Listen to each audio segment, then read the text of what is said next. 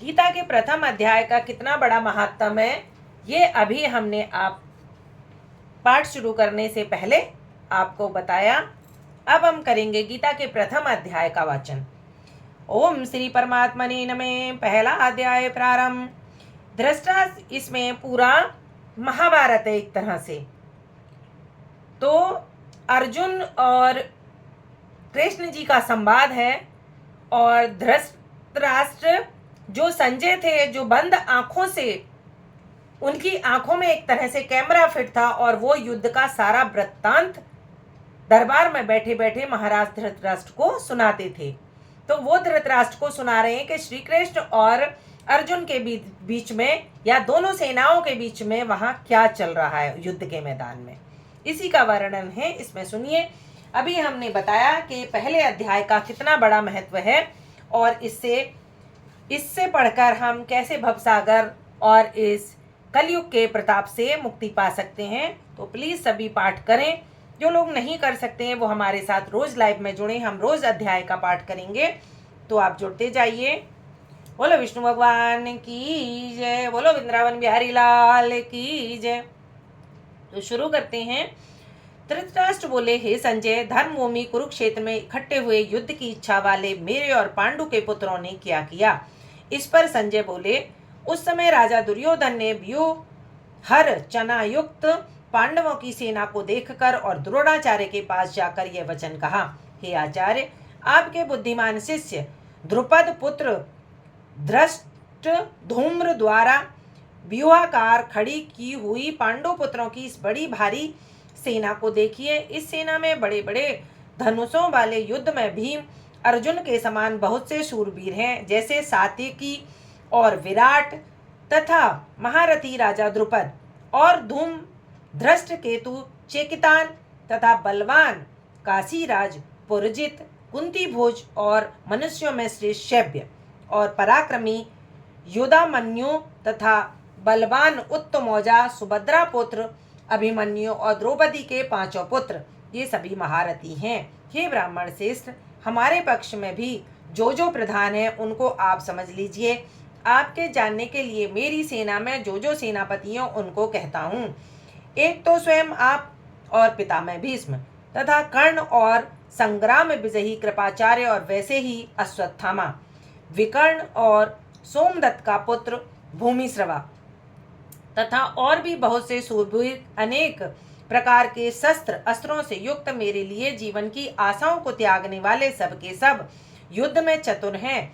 भीष्म पितामह द्वारा रक्षित हमारी वह सेना सब प्रकार से अजय है, और भीम द्वारा रक्षित इन लोगों की यह सेना जीतने में सुगम है। इसलिए सब मोर्चे पर अपनी अपनी जगह स्थित रहते हुए आप लोग सबके सभी निस्संदेह भीष्म पितामह की ही सब ओर से रक्षा करें। इस प्रकार द्रोणाचार्य से कहते हुए दुर्योधन के वचनों को सुनकर कौरवों में वृद्ध बड़े प्रतापी भीष्म पितामह ने उस दुर्योधन के हृदय में हर्ष उत्पन्न करते हुए उच्च स्वर से सिंह की नाद के समान गर्ज कर शंख बजाया। उसके उपरांत शंख और नगाड़े तथा ढोल मृदंग नरसिंह आदि बाजे एक साथ ही बजे। उनका वह शब्द बड़ा भयंकर हुआ।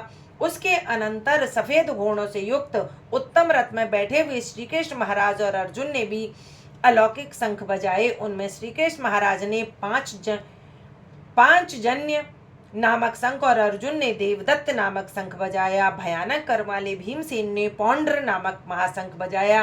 कुंती पुत्र राजा युधिष्ठिर ने अनंत विजय नामक शंख, और नकुल तथा सहदेव ने सुघोष और मणिपुष्पक नाम वाले शंख बजाए। श्रेष्ठ धनुष वाले काशीराज और महारथी शिखंडी और धृष्ट धूम्र तथा राजा विराट और अजय सात्यकी तथा राजा द्रुपद और द्रौपदी के पांचों पुत्र बड़ी भुजा वाले सुभद्रा पुत्र अभिमन्यु, इन सब ने हे राजन अलग अलग शंख बजाए, और उस भयानक शब्द ने आकाश और पृथ्वी को भी शब्दायमान करते हुए धृतराष्ट्र पुत्रों के हृदय विदीन कर दिए। हे राजन, उसके उपरांत कपिध्वज अर्जुन ने खड़े हुए धृतराष्ट्र पुत्रों को देखकर उस शस्त्र चलने की तैयारी के समय धनुष उठाकर ऋषि के श्री कृष्ण महाराज से यह वचन कहा, हे अच्युत, मेरे रथ को दोनों सेनाओं के बीच में खड़ा करिए। जब तक मैं इन स्थित हुए युद्ध की कामना वालों को अच्छी प्रकार से देख लूं कि इस युद्ध रूप व्यापार में मुझे किन किन के साथ युद्ध करना योग्य है।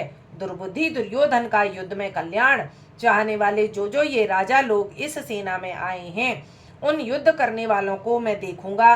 संजय बोले, हे धृतराष्ट्र, अर्जुन द्वारा इस प्रकार कहे हुए महाराज श्री कृष्णचंद्र ने दोनों सेनाओं के बीच में भीष्म और द्रोणाचार्य के सामने और संपूर्ण राजाओं के सामने उत्तम रथ को खड़ा करके ऐसे कहा कि हे पार्थ, इन इकट्ठे हुए कौरवों को देख। उसके उपरांत प्रथापुत्र अर्जुन ने उन दोनों की सेनाओं में स्थित हुए पिता के भाइयों को, पितामहों को, आचार्यों को, मामाओं को, भाइयों को, पुत्रों को, पौत्रों को तथा मित्रों को, ससुरों को और सुहृदयों को भी देखा। इस प्रकार उन खड़े हुए संपूर्ण बंधुओं को देखकर वे अत्यंत करुणा से युक्त हुए। कुंती पुत्र अर्जुन शोक करते हुए ये बोले, हे कृष्ण, इस युद्ध की इच्छा वाले खड़े हुए स्वजन समुदाय को देखकर मेरे अंग शिथिल हो जाते हैं और मुख भी सूख जाता है। मेरे शरीर में कंपन तथा रोमांच होता है तथा हाथ से गांडीव धनुष गिरता है और त्वचा भी बहुत जलती है तथा मेरा मन भ्रमित सा हो रहा है, इसलिए मैं खड़ा रहने को भी समर्थ नहीं हूँ।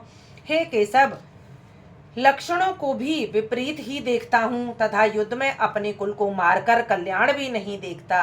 हे कृष्ण, मैं विजय नहीं चाहता और राज्य तथा सुखों को भी नहीं चाहता। हे गोविंद, हमें राज्य से क्या प्रयोजन है अथवा भोगों से और जीवन से भी क्या प्रयोजन है, क्योंकि हमें जिनके लिए राज्य भोग सुख आदि इच्छित हैं वे ही सब धन और जीवन की आशाओं को त्याग कर युद्ध में खड़े हैं, जो कि गुरुजन, ताऊ, चाचा, लड़के और वैसे ही दादा, मामा, ससुर, पोते, साले तथा और भी संबंधी लोग हैं। इसलिए हे मधुसूदन, मुझे मारने पर भी अथवा 3 लोक के राज्य के लिए भी मैं इन सबको मारना नहीं चाहता।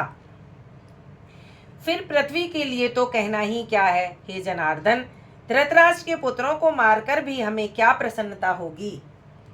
इन आताताइयों को मारकर भी तो हमें पाप ही लगेगा। देखिए कितना सुंदर भाव है ना। आजकल लोग बदले का भाव रखते हैं। श्री कितना गलत हुआ था अर्जुन और पांडु पुत्रों के साथ, लेकिन फिर भी अर्जुन का भाव देखिए, इससे कि इन आताताइयों को मारकर भी हमें पाप ही लगेगा। इससे हे माधव, अपने बांधव धृतराष्ट्र के पुत्रों को मारने के लिए हम योग्य नहीं हैं, क्योंकि अपने कुटुंब को मारकर हम कैसे सुखी हो सकते हैं। यद्यपि लोभ से भ्रष्ट चित्त हुए ये लोग कुल के नाशकृत दोष को और मित्रों के साथ विरोध करने में पाप को नहीं देखते हैं, परंतु हे जनार्दन, कुल के नाश करने से तो मुझे दोष को जानने वाले हम लोगों को इस पाप से हटने के लिए क्यों नहीं विचार करना चाहिए, क्योंकि कुल के नाश होने से सनातन कुल धर्म नष्ट हो जाते हैं। धर्म के नाश होने से संपूर्ण कुल को पाप भी बहुत दबा लेता है तथा हे कृष्ण, पाप के अधिक बढ़ जाने से कुल की स्त्रियां दूषित हो जाती हैं और हे वाष्णेय, स्त्रियों के दूषित होने पर वर्ण संकर उत्पन्न होता है और वह वर्ण संकर कुल घातियों को और कुल को नरक में ले जाने के लिए ही होता है।